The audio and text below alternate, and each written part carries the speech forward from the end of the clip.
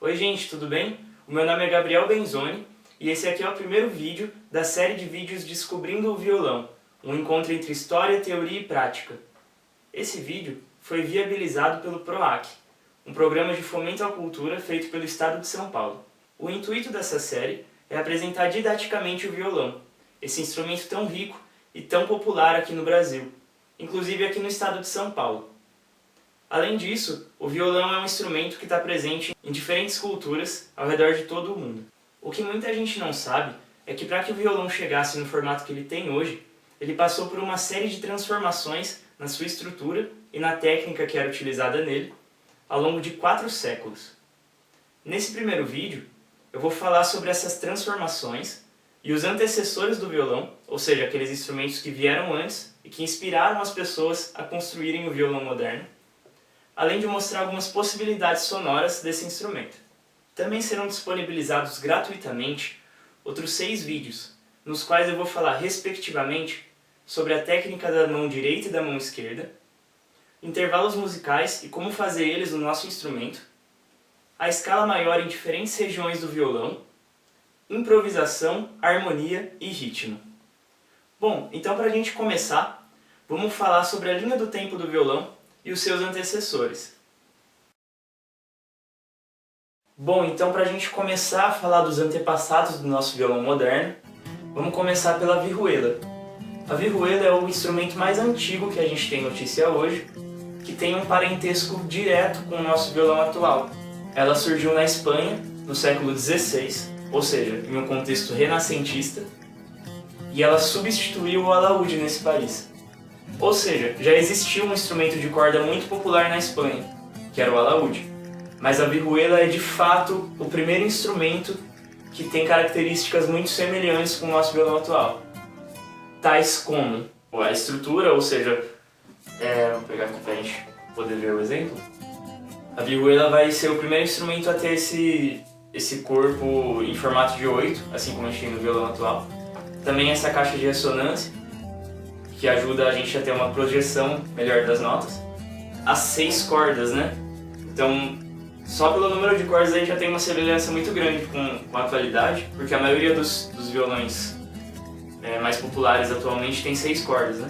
Além disso, a obra mais importante publicada sobre a vihuela é uma obra de 1549, escrita por Juan Bermudo, na qual ele elenca uma série de afinações possíveis para o instrumento, num todo de 7 afinações. Uma dessas afinações é muito semelhante à afinação que a gente usa no violão atual, né? A afinação padrão. A afinação que a gente usa atualmente tem, a partir da corda mais grave, Mi, Lá, Ré, Sol, Si, Mi. A que eles usavam na vihuela é muito parecido, ó. Mi, Lá, Ré, Fá sustenido, Si e Mi. Ou seja, só muda uma nota. O resto é tudo igual. Todas as notas são iguais. Além disso, uma curiosidade interessante sobre a vihuela é que hoje só sobrou uma da época em que ela era originalmente produzida, ou seja, no século XVI. Esse exemplar se encontra num instituto em Paris, na França. Outro instrumento que antecede o nosso violão atual, um pouquinho posterior do que a vihuela, é a guitarra de 4 ordens. 4 ordens nada mais é do que 4 cordas duplas. Ou seja, se você tem uma nota numa corda solta, você coloca uma corda muito próxima dessa, na mesma nota, porém uma oitava acima.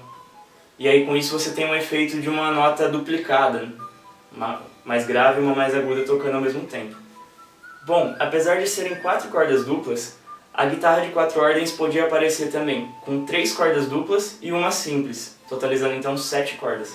Inclusive, esse procedimento de deixar 3 cordas duplas e uma simples vai ser muito comum, inclusive em instrumentos posteriores, como a guitarra barroca, que data do século XVII e XVIII. Sendo assim, é um instrumento que conviveu com a vihuela, ou seja, ambos são do século XVI. A diferença é que a guitarra de 4 ordens ela se popularizou mais, inclusive em outros países, como a Itália e a França, além da Espanha, onde ela nasceu. A diferença entre a guitarra de 4 ordens e a vihuela é que a vihuela era um pouco mais longa, ou seja, as cordas dela ficavam mais longas também, então a vihuela era um pouco mais grave do que a guitarra de 4 ordens. Talvez por isso, inclusive, a guitarra de 4 ordens tenha sido mais popularizada e difundida do que a vihuela. Ela era mais curta e, portanto, mais fácil de ser produzida. Seguindo na nossa lista de antecessores do violão atual, vamos falar agora da guitarra de 5 ordens. Esse instrumento tem a sua primeira citação num livro de 1554, de Miguel de Fuenllana, chamada Orfênica Lira. Esse livro também conta com citações acerca da vihuela, sendo assim uma importante fonte histórica. Hoje em dia, existe um exemplar desse instrumento no Royal College of Music de Londres. É um instrumento feito por Belchior Dias, em Portugal, no século XVI. Sendo assim, é um instrumento que também conviveu com a vihuela, assim como a guitarra de 4 ordens. Porém, como foi um instrumento mais popular, ele também se difundiu por mais tempo. A adição da 5ª ordem, ou seja, da 5ª corda dupla, a guitarra, foi frequentemente associada a Vicente Espinel, um músico espanhol. Inclusive, tem algumas citações do escritor Miguel de Cervantes acerca desse músico e sobre como ele adicionou a 5ª corda. Porém, existem algumas discordâncias em relação a documentos que muitas vezes não batem com a idade certa do Vicente Espinel. Além da Espanha, onde a guitarra de 5 ordens surgiu, ela foi muito popularizada na Itália, na França, na Alemanha e em outros países, inclusive Portugal, que já foi aqui citado. Por causa disso, em cada um desses países foi criada uma verdadeira escola em torno do instrumento, o que significa que em cada um desses territórios existiu uma técnica diferente e sonoridades diferentes foram tiradas da guitarra de 5 ordens. Bom, muitas obras foram escritas acerca da guitarra de 5 ordens. Em todas elas foram adotadas diferentes formas de anotar as músicas que eram tocadas nesse instrumento. Algumas dessas formas, como a tablatura e as cifras, são usadas até hoje, como a gente pode encontrar em sites de cifras e de tablaturas. A cifra nada mais é do que a gente usar uma letra para representar cada acorde que a gente vai tocar na música. Já na tablatura, a gente tem linhas que representam as cordas do instrumento e as casas que a gente vai apertar em cada uma delas. Seguindo agora na nossa linha do tempo, a gente vai avançar um pouco nos séculos e a gente chega no século XVIII, quando a guitarra começou a sofrer uma série de alterações, como a adição da 6ª corda ou ordem, que são as cordas duplas. Essas transições se deram muito pelo surgimento dos estilos rococó e clássico, que tinha modulações e acordes mais bem definidos. Em 1780, Antônio Ballesteros é o primeiro a escrever um método para guitarra de 6 ordens. E alguns anos mais tarde, em 1792, Federico Moretti vai escrever Os Princípios para tocar la guitarra de 6 ordens, na Espanha. Essa obra tem um forte valor pedagógico, ao passo que anos mais tarde, Fernando Sor, que foi um importante guitarrista, violonista, vai se utilizar desse método para desenvolver sua técnica e sua didática. Na obra de Moretti, ele cita uma guitarra de 6 ordens, mas não explica se são 6 ordens simples ou duplas. E além disso, ele também cita a existência já naquela época de uma guitarra de 7 ordens.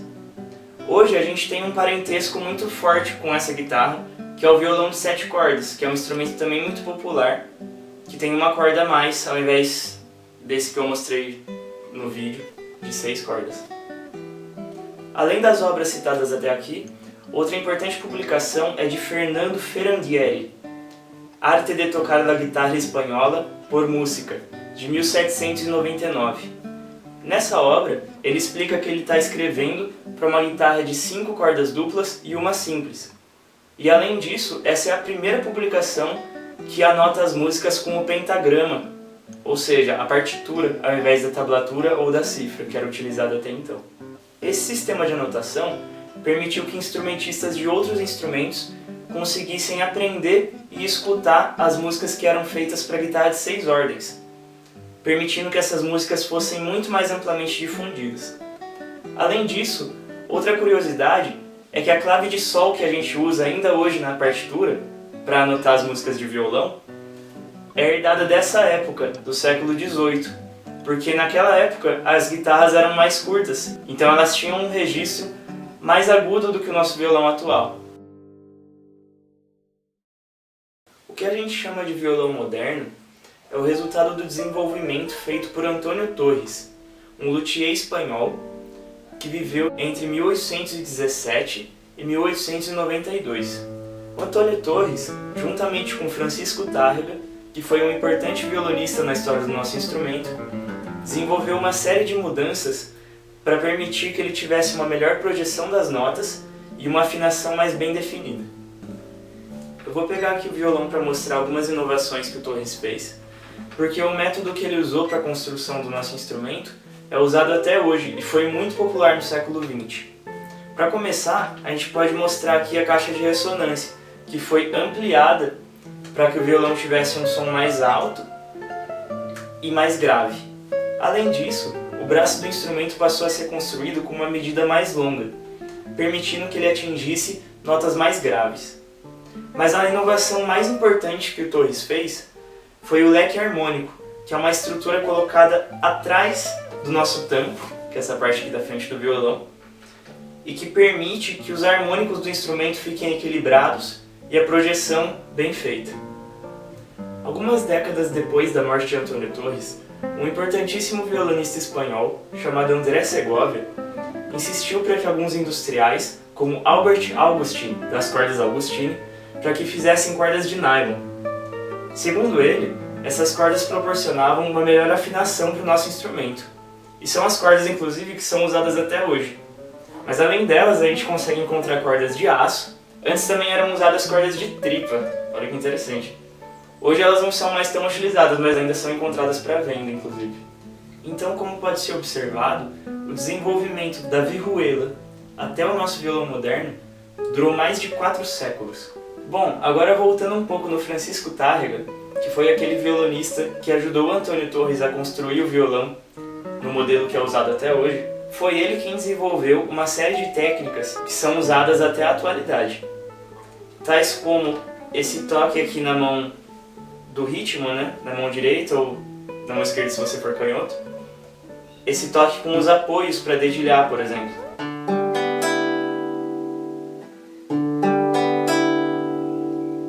Foi um toque desenvolvido pelo Tárrega. E além disso, algumas posições com as quais o violão vai ser tocado também vai ser um desenvolvimento que o Tárrega proporcionou. Francisco Tárrega também foi professor e os seus discípulos espalharam os seus conhecimentos ao longo de todo o século XX, né, no século seguinte. Tárrega também foi compositor e fez algumas das obras mais importantes da história do nosso instrumento.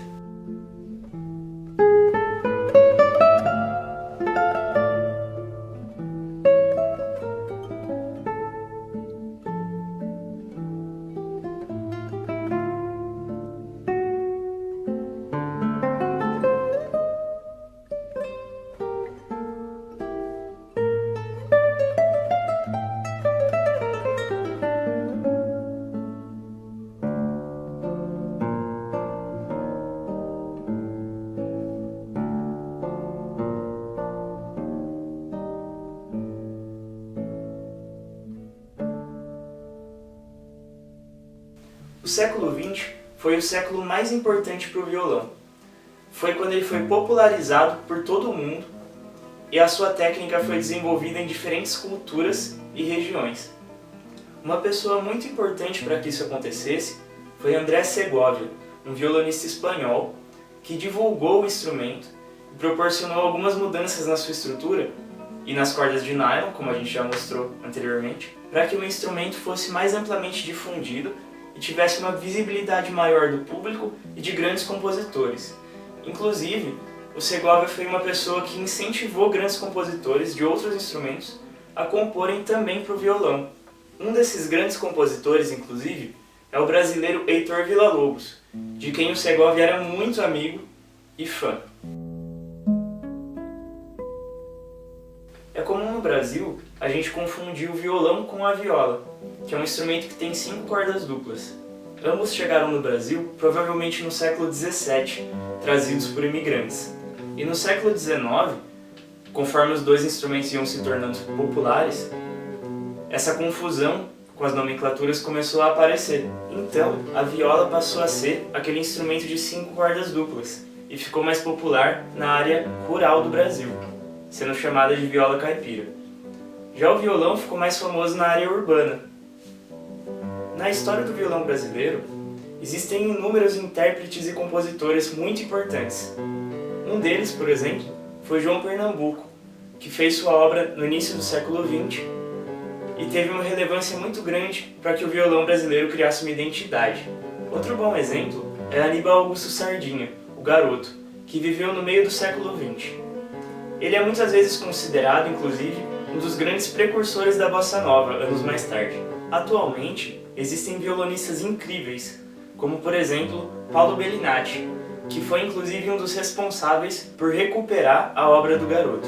E também Yamandu Costa, que é um violonista genial do violão de 7 cordas, que consegue levar para sua música as tradições da música brasileira e das várias regiões do nosso país. Bom, agora para a gente começar a de fato descobrir o violão, eu queria mostrar para vocês os nomes de algumas partes que compõem ele. Por exemplo, vamos começar aqui com o corpo do violão, que é essa parte em 8, em formato de 8, né? No corpo do violão, a gente tem o tampo, que é essa parte aqui da frente, que vai ser muito importante para o som do violão, por conta daquela questão do leque harmônico que o Antônio Torres fez, que é uma estrutura aqui atrás, né, que ajuda no equilíbrio dos harmônicos, na projeção do som e assim por diante. Então o tampo é uma parte muito importante do som do violão. No tampo a gente encontra essa abertura, que a gente chama aqui no Brasil de boca do violão, né? Que é realmente por onde o som vai ser projetado.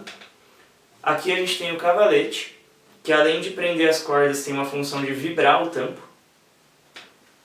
Aqui na lateral, bom, a gente tem a lateral do violão e aqui o fundo do violão. Todas essas partes podem ser feitas de diferentes madeiras. E conforme a gente usa diferentes combinações de madeira, a gente tem sonoridades diferentes também. Isso é bem interessante. Aqui, partindo para essa parte aqui do violão, a gente tem o braço, que é onde a gente vai apertar aqui as notas.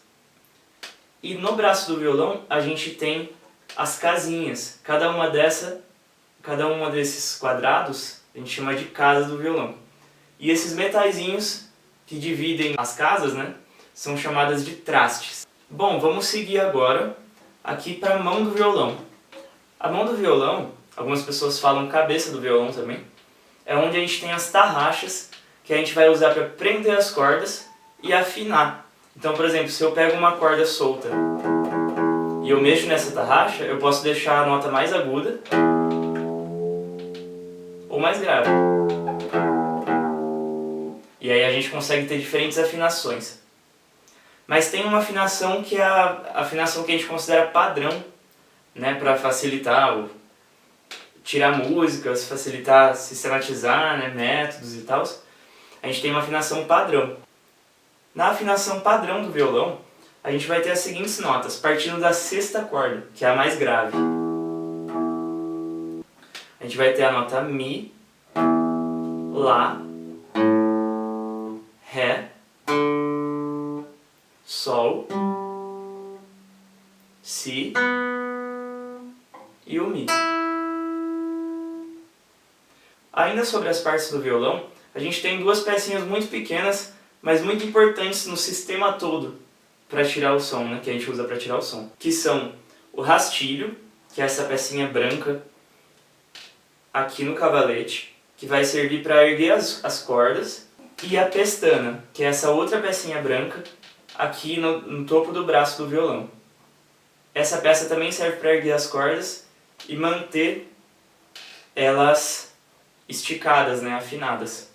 Outros dois acessórios interessantes que a gente pode mostrar aqui no violão, apesar de não serem tão comuns em todos os violões, né, o primeiro é esse contorno aqui de madeira no corpo do violão que chama armrest, que é uma madeira mais polida, assim, né, para a gente poder apoiar aqui o nosso braço sem desgastar.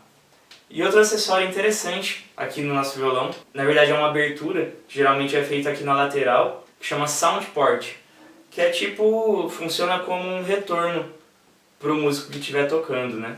Então o som não é projetado só para frente, mas também aqui para quem está tocando. O violão, ele é um instrumento muito completo. Com ele a gente consegue fazer melodias, por exemplo,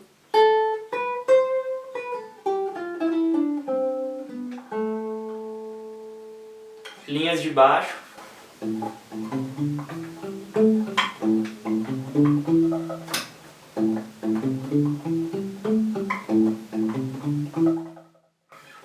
A gente consegue fazer harmonias, ou seja, tocar várias notas ao mesmo tempo.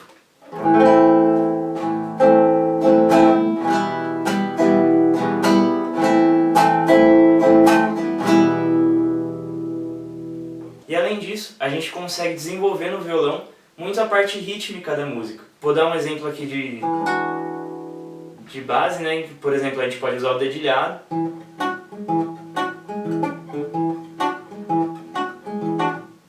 Ou outros recursos percussivos aqui mesmo, né? Então...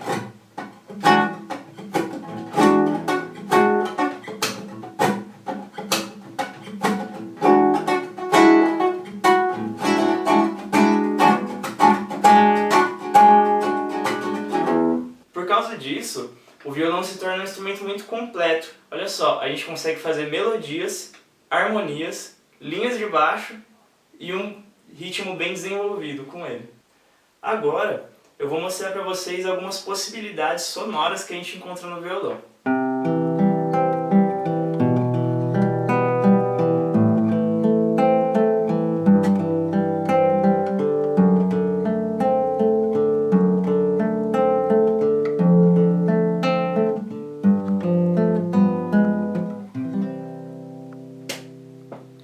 Essa aqui é a técnica do dedilhado, que consiste basicamente na gente apoiar aqui os dedos para tocar uma corda de cada vez, né? E assim a gente consegue esse efeito melódico tocando as harmonias de uma música, né? Eu consigo tocar uma nota de cada vez.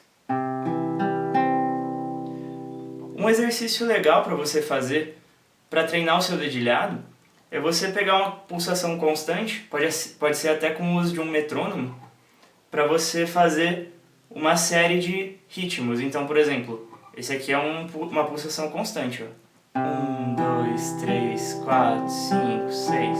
1, 2, 3, 4, 5, 6. E aí você pode treinar com as cordas soltas, que fica um ótimo exercício. Aqui, por exemplo, eu estou usando o dedão para tocar a quinta corda, o dedo indicador para tocar a quarta corda, o dedo médio para tocar a terceira corda e o dedo anelar para tocar a segunda. Assim eu consigo ter todas essas notas ao meu alcance de um jeito muito fácil.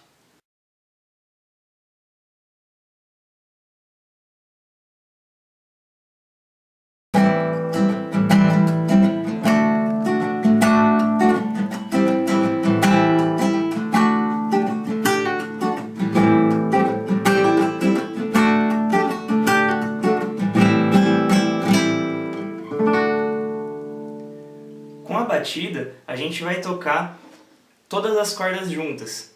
Vocês viram que, diferentemente do dedilhado, eu toquei todas para baixo. É muito comum as pessoas usarem palheta também, ao invés de tocar aqui com os dedos.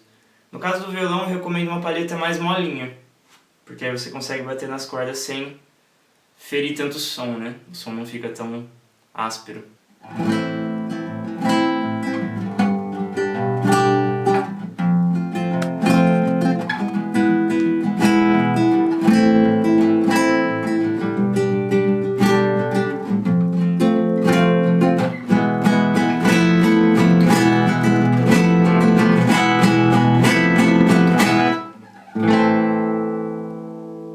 O rasgueado, ele é essa técnica em que a gente toca as cordas para baixo aqui, ó, com vários dedos, né? Fazendo abrindo como se fosse um leque aqui com a mão.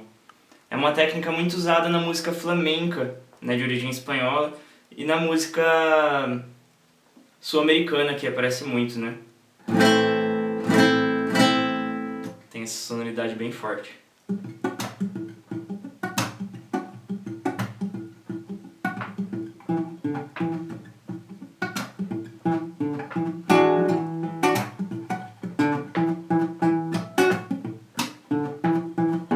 Uma das sonoridades mais legais do violão, né? Uma das que eu mais gosto particularmente, é a Ghost Note, que significa nota fantasma.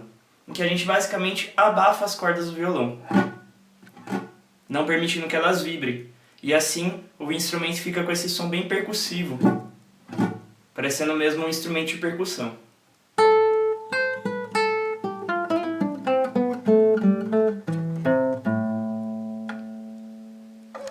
Essa aqui é a técnica do pizzicato, que consiste basicamente na gente estar alternando sempre o dedo indicador e o dedo médio, aqui da mão direita, né? E aí com isso a gente consegue tocar melodias mais habilmente, né? A gente consegue trocar os dedos aqui mais rapidamente. Na segunda aula dessa série aqui do PROAC, eu vou estar falando mais profundamente sobre o pizzicato. Vou passar alguns exercícios para você treinar o pizzicato, né? Mas então, o violão permite a gente fazer melodias aqui, né?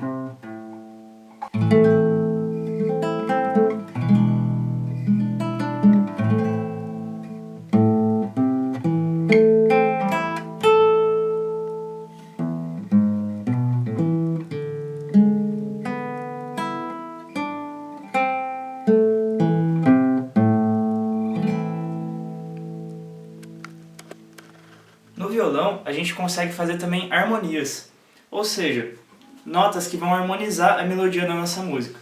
Eu consigo fazer isso de diferentes formas, por exemplo, com acordes, tocando todas as notas juntas,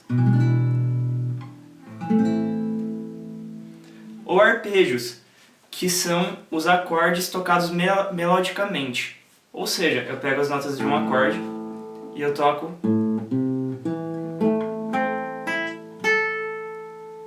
uma após a outra, criando uma melodia.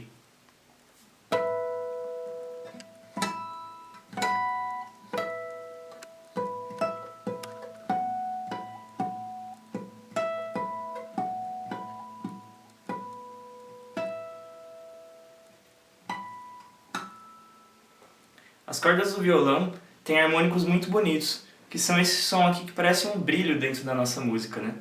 E a gente consegue encontrar aplicações desse som em diversas obras.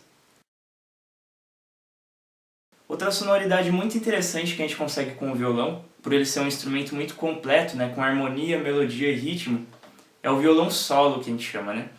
Em que a gente consegue tocar uma música com várias camadas no mesmo violão, ou seja, camadas de graves, de agudos e de médios. Vou dar um exemplo aqui.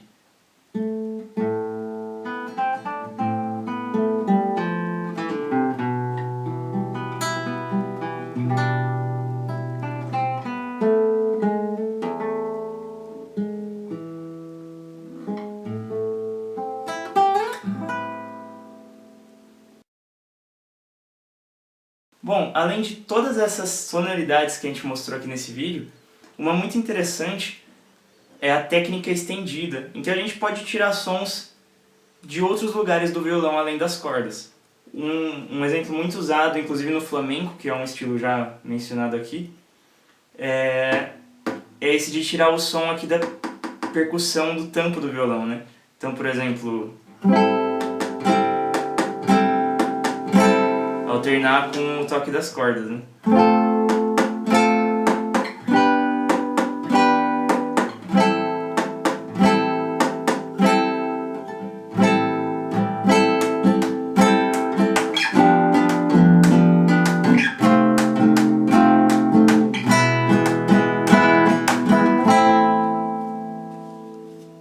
Bom, gente, por hoje a gente fica por aqui.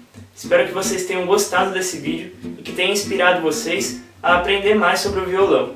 E se você ainda não toca, aprender a tocar o violão, que é esse instrumento tão bonito e completo e que está tão presente na nossa cultura.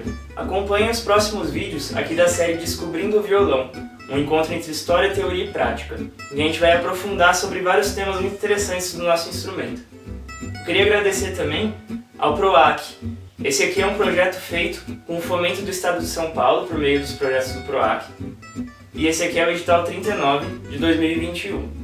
Obrigado.